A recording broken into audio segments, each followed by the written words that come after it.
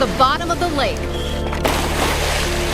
diving into the mysteries of a sunken ship in Lake Sunapee. Well, we went to one end, around the back, looked in the windows here. That's spooky though, isn't it? It was really cool to see the air bubbles hitting the top of it. Yeah, I can see you putting the light up there. Oh, that was really neat, yeah.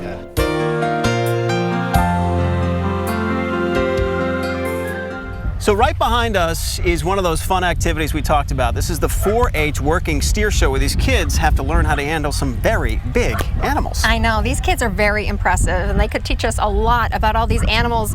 You know, the organizer here at the fair says that the 4-H group is really kind of the future of all of our state fairs. So yeah, it's good to see all the young people around. Yeah. Well, we make it to lots of fun tourist attractions in New Hampshire, but here's one that's a little bit different. It's 70 feet underwater. Yeah, we're talking about a steamship that is sitting on the bottom of Lake Sunapee, and it's been there almost 100 years. Yeah, I met up with a scuba legend in those parts who gave me a tour of this underwater treasure.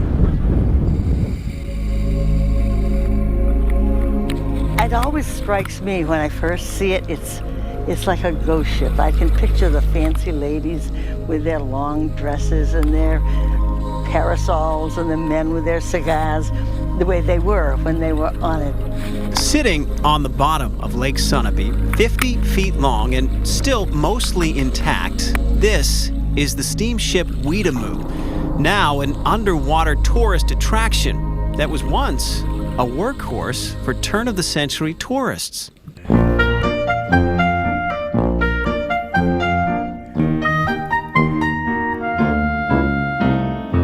They would meet the train and take folks around to the hotels and boarding houses.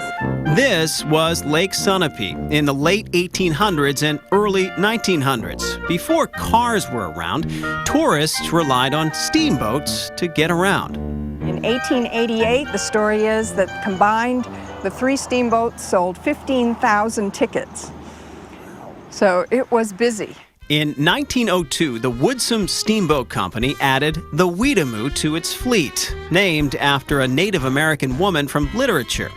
A little smaller than its counterparts, she would carry about 100 passengers or luggage all over Sunapee.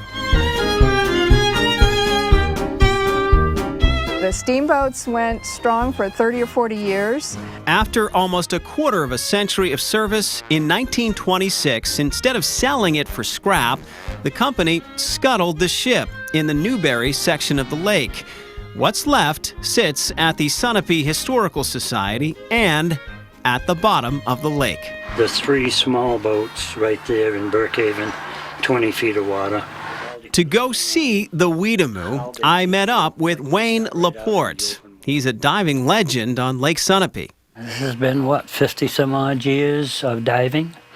And basically, I think we've done just about everything that you can do. In the 1960s, he and his wife, Judy, opened Laporte's Dive Shop right along Route 103.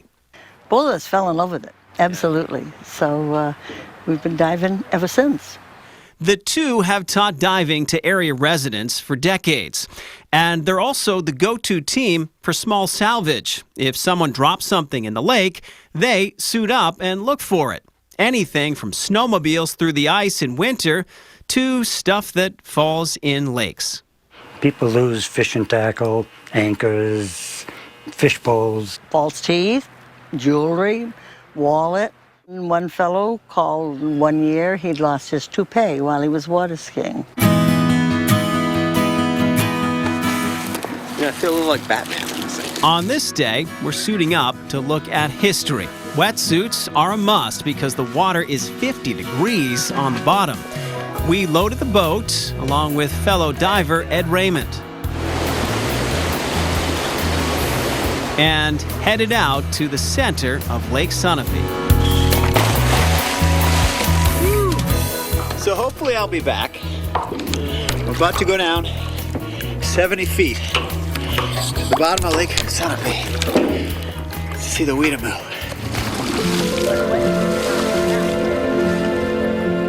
Descending the guide rope is kind of eerie. With the low visibility, you lose sight of the surface and you can't see the bottom either.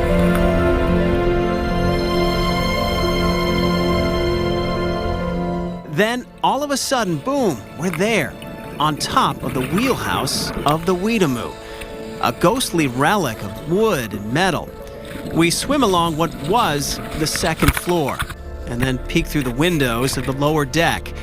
This diver's sketch gives you an idea of what is actually there. The top roof and seats are gone, but the rest remains, including that old wheelhouse where you find a marker noting this as an historical site.